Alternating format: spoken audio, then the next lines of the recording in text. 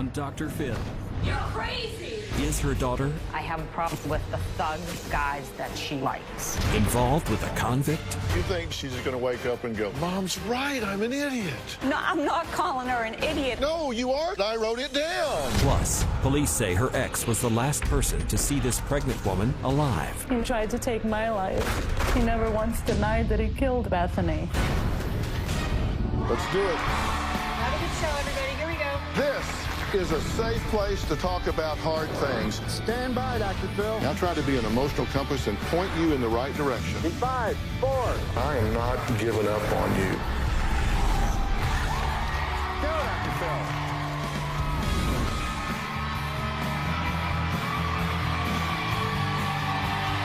How you doing?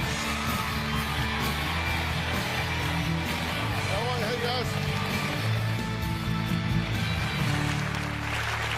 Growing up, most girls dream of one day falling in love and meeting their Prince Charming, just like a fairy tale. My guest today says it's what she's always wanted for her daughter. She's never once dreamed her sweet young daughter would grow up one day and fall in love with a man in jail. Her mother worries her daughter is facing a dangerous unhappily ever after. You give your phone number out to anybody that you would meet. Who have I gave my phone number I don't to? know, you still talk to all these different guys, accepting friend requests from people that you don't even know. You assume it's guys. You don't know. And it's pissing me off. My daughter, Jade, is putting herself out for danger to be raped. You can see your thong. Yeah. Jade dresses provocatively. My daughter wears her makeup like a drag queen. I never freaking pleased you. You need to freaking let me go. You broke the trust. When Jade was around 14, I took her phone because I'll take it periodically. It's my phone, I pay for it. And I saw that she was sending naked pictures to a boy. I smashed that phone. My mom's been crazy since I was 13 years old. You act like a psychopath and everyone sees it. Nobody's gonna hurt my daughter. She treats me like I'm 2. Jade's phone gets turned off at 11 p.m. and gets turned back on at 7 a.m. and it's on restriction between 4:30 and 6:30. I have deleted contacts. She can't take pictures. She can't access any new apps. No internet access. Because Jade has made bad choices in the past, I am overprotective of her. You're crazy. I'm crazy in love with you. Get it right. Well, Rhonda says she has every reason to be concerned. Just a few months ago, Jade started a relationship with a man she's never met. And for good reason. He's in jail. Last year, I found out my daughter was speaking to a guy in jail. I didn't think it was a big deal. He wasn't like in jail for like killing someone. He was just in jail for selling drugs. He was African American, he had gold teeth, he was tattooed from the neck to the waistline. He was a thug, a drug dealer, smoking weed in his cell. We would call each other every day. I was planning to see him after he got out of prison. When I realized that my 18-year-old daughter was talking to somebody in jail, I went ballistic. I ran into her room and screamed, "What are you doing?" And her response to me is, he was only dealing drugs. And then she was just like, "You're not having a phone ever again." Like, she was just flipping out. I took everything away from her, social media, her phone. She had access to nothing. My mom says that she's protective and loves me, but I think she's crazy. Okay, what's your biggest fear here? What's going to happen? She's going to be taken, raped, solicited for prostitution, Right. or killed All right, and your strategy is, to keep her safe, and you're going to do that by what? no matter what. Anything that I can do. Anything you can do. Okay, Yes. and do you think you do dangerous things? Not necessarily, no. Not necessarily. Okay, she says, you think she dresses like a drag queen, you say? Her makeup, sometimes, yes. Her makeup. Did you do your own makeup today? Yes. How do you think she looks today? She looks pretty. I would put on something over the top if I Yeah. had a choice. Yeah. Yeah. And you're how old? 18. That's a bit of a problem, isn't it? Yes, I understand that, but I feel that she puts herself in danger all the time. So, as a mom, I have to protect her. You're just going to raise more hell than she does rebellion. So it's hellion versus rebellion, and this is just going to go until you win, is your theory. That's the way it's been going, but I don't want it to continue to go like this. I want to... Well, but maybe it's okay. How's it working for you? It's not. It's not working at all. You did not need to come here for me to point out to you that this wasn't working. No, but I feel if I continue that maybe she'll wake up and say, well, my mom's right. Okay. Okay. So you think that someday she's just going to wake up and go, oh, Mom's right, I'm an idiot. No, I'm not calling her an idiot. I just think No, you are calling her an idiot. I wrote it down. that Isn't she calling you an idiot? Yes. And I've told her to get her head out of her ass, yes. But I mean, it's because I want her to understand that I'm only trying to protect her. Okay, do you really not get it, or do you just not want to say it out loud? I'm the idiot, I guess. No, you're just scared. Yes. Okay, let's take a break. Jade says she meets a lot of nice guys, but no matter how much she likes them, her mother never approves. Doesn't matter who she drags up, no matter who she meets, they're not good enough for Mom. Well, let's just find out who she's dragging up. We'll talk about that after the break.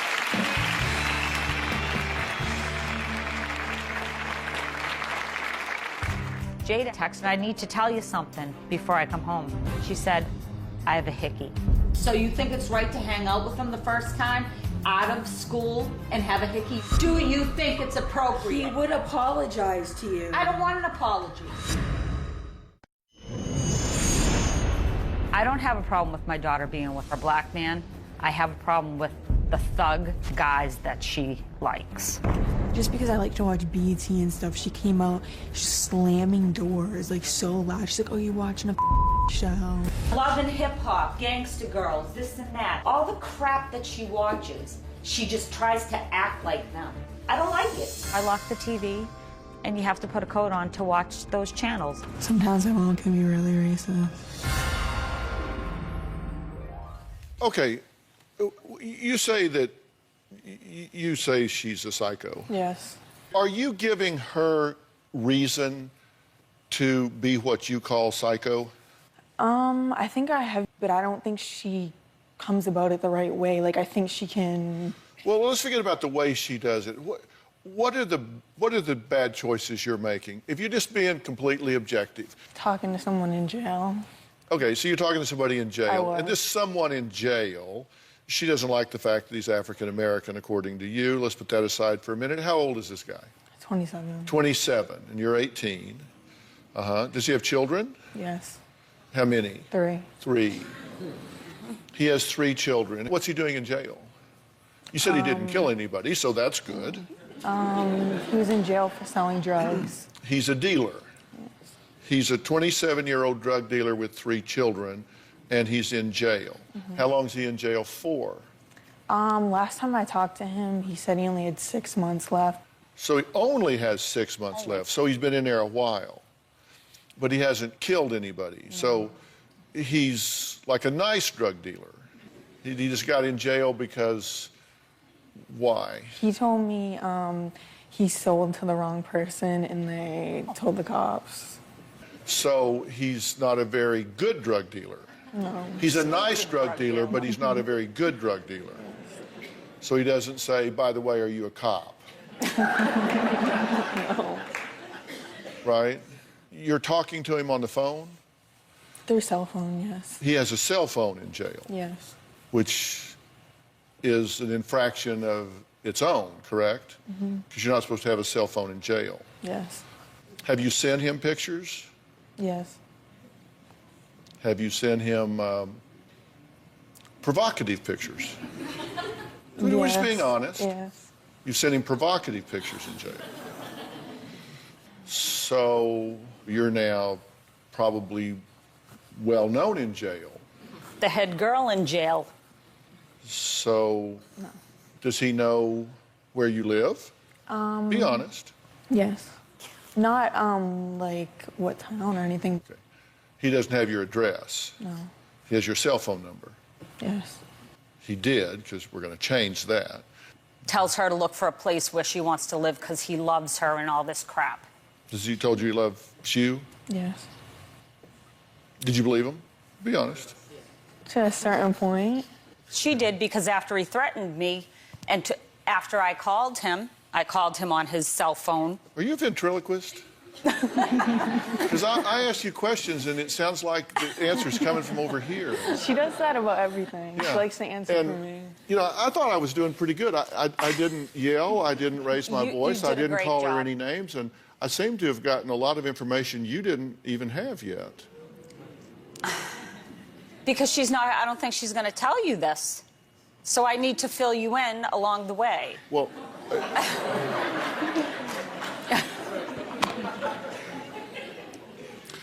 more of the Rhonda show right after the break. Jade says if things don't get better, she's moving out. Is that a good idea? I'm going to tell them both what I think when we come back.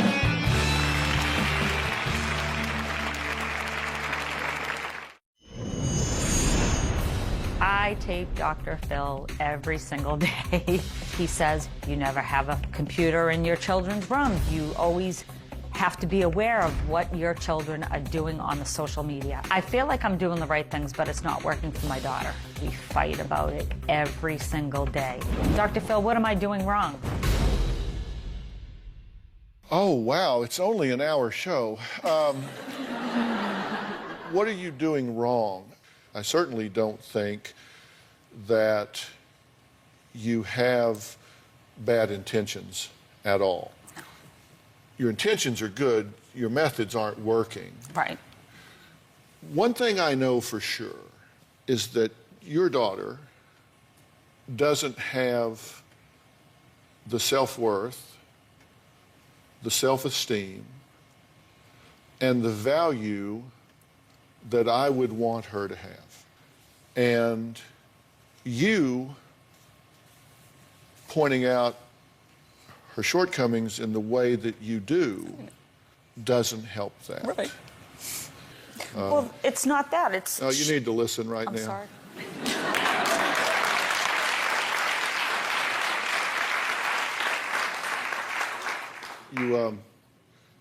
You're blocking TV channels like BET. You're not blocking porn, you're blocking BET. You need to listen right now. Here's the problem. You're young and incredibly naive. You can't see around corners because your brain's not fully grown yet. I don't mean that to be condescending. I mean it to be neuroanatomically correct. Mm-hmm. The last part of the brain that grows is the neocortex, which is where you get foresight, the ability to predict the consequences of your actions. And when I said that your self-worth and your self-esteem and all is not where it needs to be, what I mean is I don't want to yell and scream at you. Have you noticed I haven't done that? I haven't said anything ugly to you, have I? No. Because what I want you to do is I want you to value yourself enough where you would say, I'm not putting myself there because I value myself too much to do it. For that reason, I asked the folks at OnSite to come here today. They're a program that we work with that I am just so proud of. I asked Miles Adcox to be here. He's the CEO of OnSite. Say hello to Miles. He's right here. And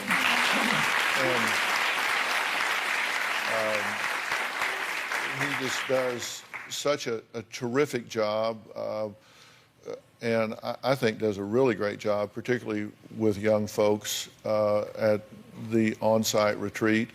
And I asked him to be here because I wanted him to meet with you and talk with you, because I think a really concentrated program with you would be something that you would just flourish under. You know, Miles, she's got such great potential. And so I would like for you, Miles, to sit down backstage and talk with these folks about that, because I think this would just be such a great fit.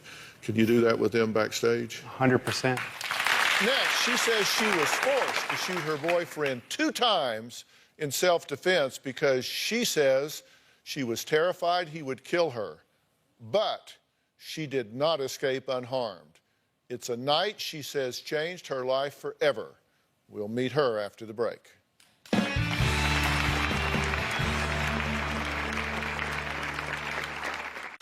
I started to feel like there was a side of Ronald that I had never seen. He would get loud and controlling. And he said, if I really wanted to, I could shoot you, shoot the dogs, and then shoot myself. We'd all be dead.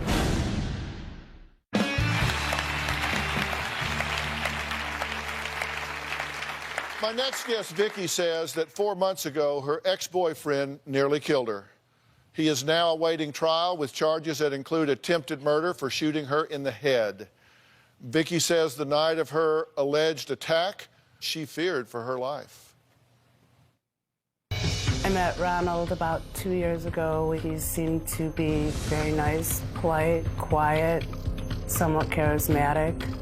I started to feel like there was a side of Ronald that I had never seen. He would get loud and controlling. He wanted to know my every move. 1 minute he would be very sweet, and then the next minute he would be throwing the ottoman. He would get close into my face and scream where you could feel his breath. One day Ronald brought home a puppy. And when that puppy wouldn't behave, he would choke her. She would gurgle and cry. And I couldn't save her any more than I could save myself. Another day, Ronald took me to the countertop and was bashing my head from the counter to the cupboard. He was mashing me towards the sink, and I thought my neck was gonna break. And then he proceeded to tell me that if I went to the police, that he would kill me. I started hiding my guns around the house. And he said, if I really wanted to, I could shoot you, shoot the dogs, and then shoot myself. We'd all be dead. I knew he was gonna try to kill me, and there was nothing I could do.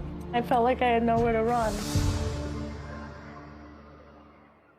Well, Vicky says she finally got up the courage to leave, but before she had the chance, she says her life was changed forever. The night that Ronald attacked me and my life changed forever.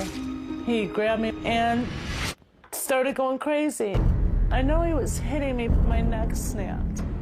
I could feel it, I heard it. He proceeded to beat me, choke me, spit on me. He was fighting me and laughing at me, and I was begging him to stop. He started to rip my clothes off. He choked me. The light flashed and the darkness came, and I was gurgling. He was so busy hurting me that he didn't see that I was trying to get the gun from under the chair. I started pulling the trigger. I shot him twice. He started wrestling me to get the gun. He shot me. He tried shooting me 3 times. The third shot went in my head. I put my arm up in front of me, and the bullet went in my arm and into my head. I was throwing up blood. I realized, my God, I'm not dead, and he's still beating me. He walked towards the kitchen. Once he hit that kitchen, that was the moment that I ran. The bullet is still in my head. My eye, it's dying out. Ronald has been charged with attempted murder. I can only pray that Ronald doesn't get out, because if he gets out, he's coming to get me. Vicky is here along with her sister Joey, and I'm so glad you're here at so many levels, and thank you for being here. Thank you with for her. having us. This, it's got to be hard to talk about again and to see and hear some of this footage, right? I wish I would have made different choices. How so? What would you have done differently? Well, I had an escape plan, and I didn't follow through. What was your first clue? What was that first thing in your head, in your heart, that said, something's way wrong here? He had been accused of something, and I just asked politely, confronted him, to let him know what I had heard. Because someone had said to you, someone had approached you about it, right? Yes. And said, did you know that he was a person of interest at least? Right, in the disappearance of Bethany Decker. You thought, I'm going to say something to him. Yeah. And so you did, and what happened? He blew up. When we come back, Vicki says when she found out her boyfriend was part of the headline in a national news story about a pregnant missing woman, it was really too late. We'll be right back.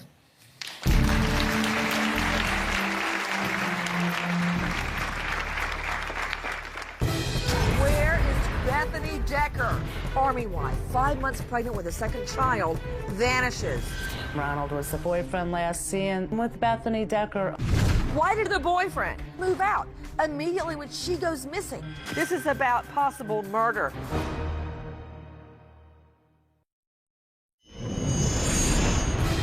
Bombshell tonight. Army wife, 5 months pregnant with a second child, vanishes.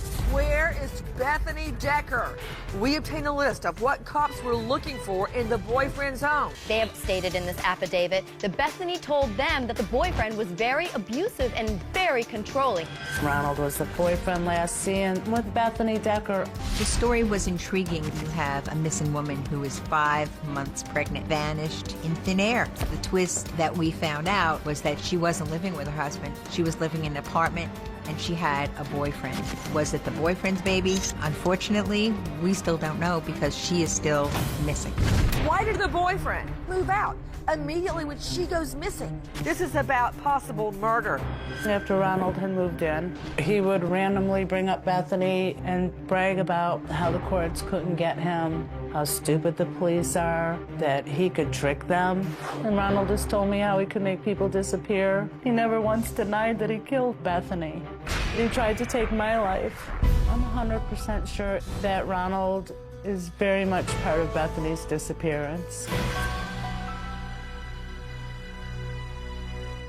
Well, I need to say Vicki's ex-boyfriend has not been convicted of anything that Vicki claims he has done and has never been charged with anything when it comes to the disappearance of Bethany Decker. We reached out to his attorney for a statement but did not receive a response. When he brought up Bethany a couple of times, what was his demeanor when he was talking about it? As though he was big and tough and bad and could beat the system. You were convinced 100% Yes. that you were living with the man that was involved here. Yes. And I could not get out. Yeah. You had code words, right? I worked with her on a code plan because he was looking at text messages and everything. So I said, we're going to start to talk in code. When you text me these words, I have a job interview. That meant she was leaving, and so that if he saw that, he knew she needed a job, so it wouldn't be suspicious. We had an non-disclosed location that we were sending her to, and I got that text one day, and I text back, let me know if you get the job, meaning I knew it would take her a couple days to travel there, and when she arrived there, she would let me know she got that job by text. We had also set up that once she left, she would throw that phone out and we would pick up a burner phone so that she could continue her journey without being tracked by him because they had a joint cell phone account and he was looking on it. Yeah. Well, it was very ingenious of you to work that out. And as you say, you changed the plan. I wasn't thinking straight. I understand. You know, my wife, Robin, has been at the forefront to stop domestic violence. And next, we're going to talk about an exciting project that she's been extremely busy with that's helping further that mission. And, you know, along the lines of what y'all are talking about, one of the things that Robin has done is develop something called the Aspire News app. This is disguised as just an everyday app that goes on your phone, and it has a go button on it, among other things. And Robin, talk about what happens when you activate this go button. When you activate the Go button, it goes out to your pre-selected friends, family members, anyone, even 911, and it will send out either a recorded message or a pre-typed message. And they know that when they get that you're in trouble. It also starts recording what's going on during the situation, so that if your abuser tells the police, no, she started it, they know, no, he started it. And so, yes, help is on the way immediately when you press that Go button. And we're going to talk more about work that Robin is doing after the break, and so we'll be right back.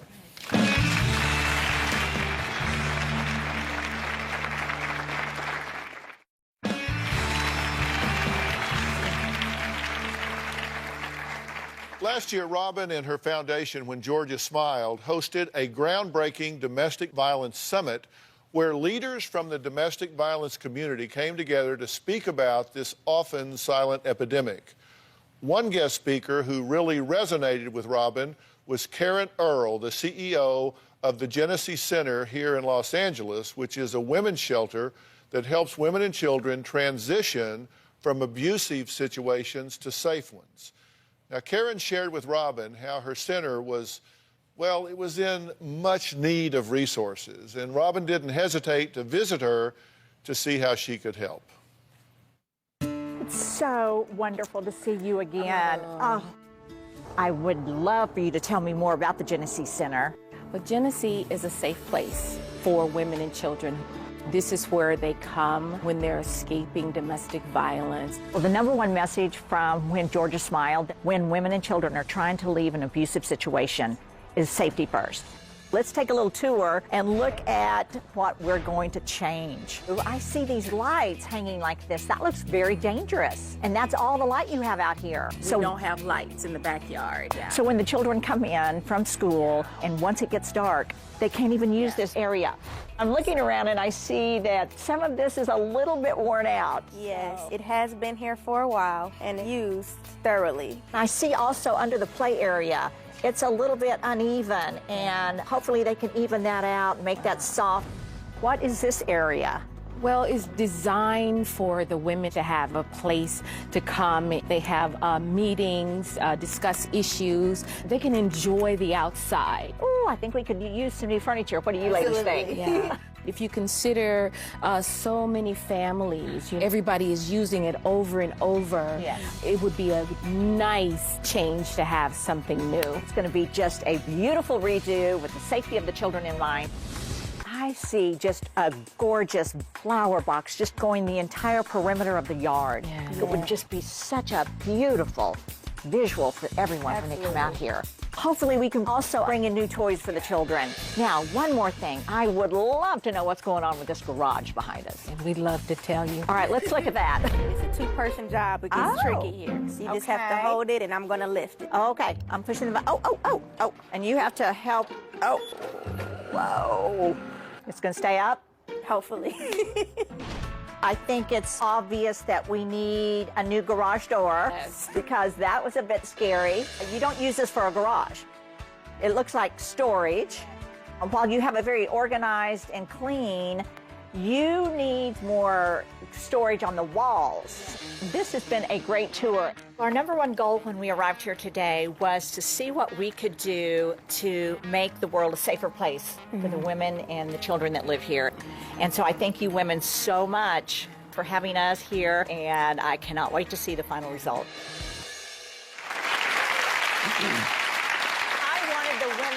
Children who come to this shelter to feel safe and comfortable while they take the first steps to beginning their new lives. And I couldn't wait to roll up my sleeves and get to it. With the amazing generosity of the Home Depot and their Team Depot volunteers, we got right to work. Today we are going to transform the backyard of the Genesee Center. We have 30 volunteers today from our local Home Depot coming in to help make this happen. Home Depot! Go to it. We are so happy that Robin McGraw has brought in the Team Depot because one of the Home Depot's core values is giving back to our community.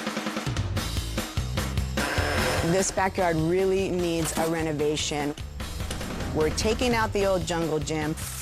We're putting down new artificial turf. The next step is to get the swing set installed. And smooth it all out so they can play.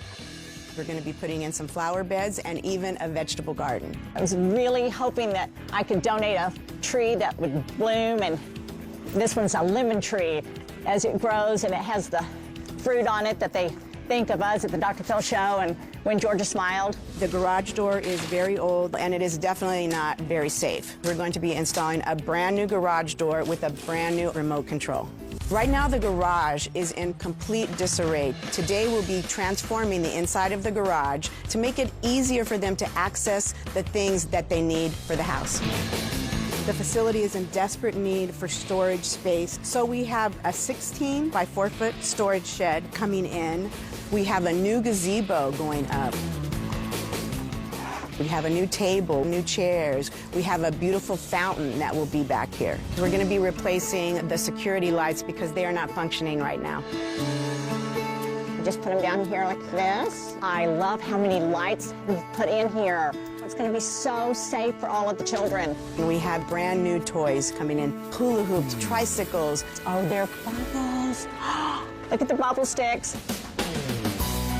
All right, so we're just going to spread it around. When we are done, this place is going to look amazing. I want to start by telling all of you a huge, from my heart, thank you. Without you, it would not have happened.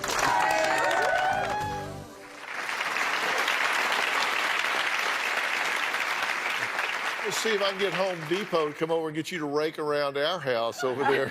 You guys seem to get her to do a lot of stuff over there. Now, do you really want to go there? No. Are you going to show us the final results? Yes. Are you ready to see it? Because it is gorgeous. So take a look. I know you're excited because I can feel you both shaking. On the count of 3, you're going to open your eyes and get the best surprise you've ever had in your entire life. 1, 2, 3. Oh my God. Oh, you're crying. Oh, don't cry. Tears of joy, I know. What do you think? Wow. Can you believe it? Oh my goodness. Beautiful. Look at the swing set. Bless your heart. It's wonderful. What do you think? It's overwhelming, isn't it? Yes. So beautiful. Try out that swing. Woo! Yeah. Thank you to Swing Set Solutions. They donated this beautiful swing set to the children here, and I am loving it. They planted these beautiful flowers. Yeah. Beauty, beauty, beauty. Yes, yes. And it's functional. Yes. The lights. Look how wonderful. We have all the lights. It's going to be so safe for them. And look at all of these beautiful toys. Mattel donated. They have seen firsthand what play can do for a child's mental and physical capabilities. And look at this beautiful living area. I love the colors. The fountain is so peaceful, isn't it? I'm grateful and thinking about how this is going to impact the children and the families. It will let them know how special they are. Oh, that's so true. Remember that rickety old nasty garage door that took 2 of us to open? Watch this. Notice you don't hear it because it's so nice and quiet. Oh my God! This space! I can't believe it. Look at all the bins. It's all organized, cleaned up. This is just a gift from Home Depot. Happy children, thriving, peace, hope. Inspired. Wow. Thank you, Robin. You are so precious. Don't thank us. We thank you for allowing us to be a part of this.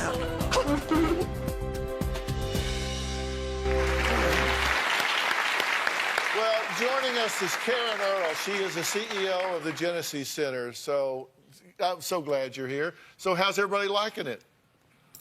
We're almost speechless, except we're not. We're super, super grateful to see the looks on the families when they walk out. Just complete gratitude that someone took days and days and weeks to do that for them. It's very inspiring. Thanks to Home Depot. It was so much fun to be there and be working with them. So thank you for allowing us to be there and be a part of it. Yeah. Also joining us is Stephanie Press, who is the district service manager for the Home Depot. So, Stephanie, thank you for being here and for helping out. Our associates volunteer their time. I actually have some of them with me here today. All right, nice.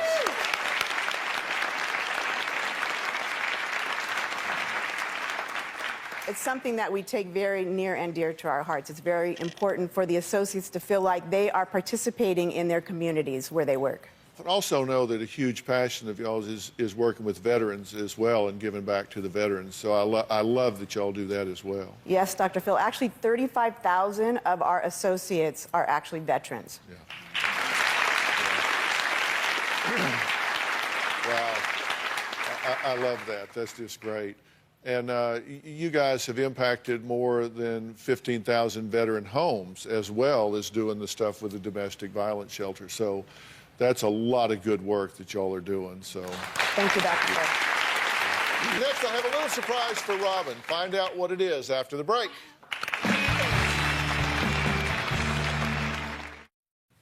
Now, before the break, I said I had a little surprise for Robin. Now, you all know one of the groundbreaking programs Robin has created is called Aspire. It's a free, interactive domestic violence education curriculum that's specifically designed for 3 different age groups. Joining us now are Debbie and Daniel, who are teachers at the Bayside Community Charter School, who have begun using Aspire in their school and have seen a great response among the students. Let me welcome all of them to the show, all right? And Daniel, this isn't just a lecture thing. You let the kids interact and go back and forth, right? Yeah, I teach sociology, and so one of the great things about the Aspire program is what you're doing is you're using, real incidents, real events that have occurred, and having them come up with ways to help strategize onto how to empower themselves, how to find help if they need help. I'm so happy to hear that, and that the students are enjoying doing it. Well, Christian, you were in this program, and you had a light bulb moment. What was it for you? Well, when my teacher was showing us the text messages, I kind of just realized that I'm that abusive person, You thought you were starting to cross the line. Yeah. And be too controlling. Yes. I am so proud to say schools all over the country are using Aspire. And just recently, in honor of Women's History Month, Robin was asked to be a featured speaker at Miami-Dade, the largest commuter college in the country, over 100,000 students. She's just delivering this message all over the place. What an honor to meet you. Thank you for being here. It's all mine. Thank you for your work. We have students that we definitely are going to share this information. Thank you so much for doing that. Please join me in welcoming Robin McGraw.